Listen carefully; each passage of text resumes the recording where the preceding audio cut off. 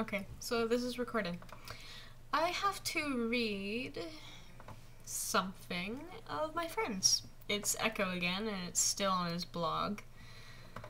I'm going to read a untitled story of his that he wrote, well, that he posted yesterday. Yeah, okay, so I would show you the words, but on the flip cam, they're just gonna be really blurry, so. But yeah. So, I just hope that you can understand me and stuff. You probably can, but yeah. I tried recording this with my, phone camera, but it's like too high quality, like my actual camera, so it like takes 3 hours to upload like a 7-8 minute video. So I'm using the flip cam. Okay. And now I shall start this story. She was lost and alone in a cold, dark place, barely able to see a thing. But what she could make out, she refused to believe. It was like nothing she had ever seen before. An alien planet. How she arrived at this foreign locale was more than a mystery to her. It was the enigma that could save her life. She was on her knees, sobbing quietly, convinced that at any moment the strange beings around her would spring to life. So as she wept, she remained still. This went on for what seemed like days, but in reality was approximately 1 minute and 45 seconds. Then a new feeling began to overtake the fear, the single greatest human trait, curiosity.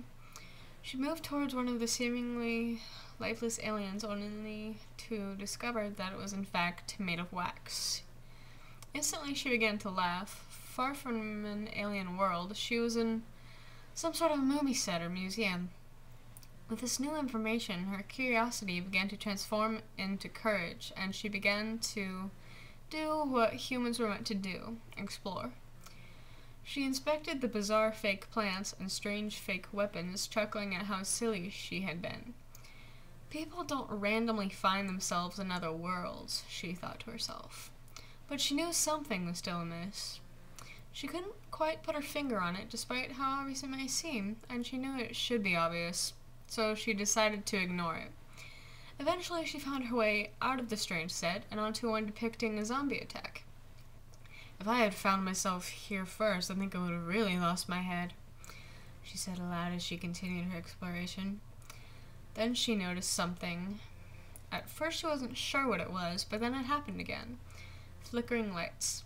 She didn't know what it was, but she was scared, instantly hiding behind a wax figure of a strange abomination. It appeared to be a depiction of a creature crafted by a madman, sewing together multiple body parts from around 10 or so people. It was well crafted, almost too realistic.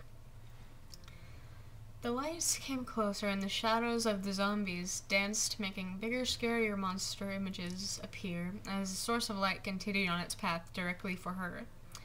Footsteps echoed, getting ever louder and louder against the wooden floor. "I know you're in here," a cold, dark voice called. "Listen, I won't hurt you, but you kids have to stop sneaking in here. It's not safe at night."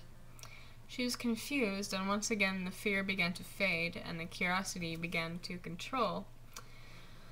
As she stepped into the light to greet the one pursuing her, only to find it was a security guard. She found her way home with his help within a matter of 2 hours. That was it. God, my nose is itchy.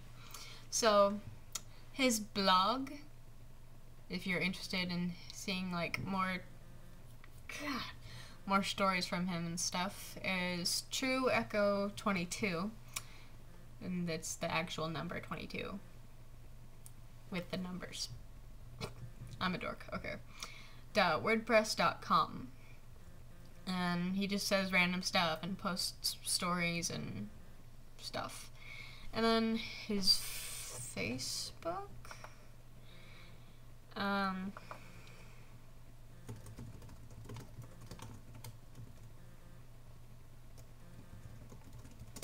sorry, and his Facebook on his Facebook. His Facebook is, I believe, Project Echo Shadow. And Echo Shadow is one word. Yep. So that's basically the gist of this video. I hope Echo likes how I read it. Goodness, my nose is itchy. Okay. Bye-bye. Better go.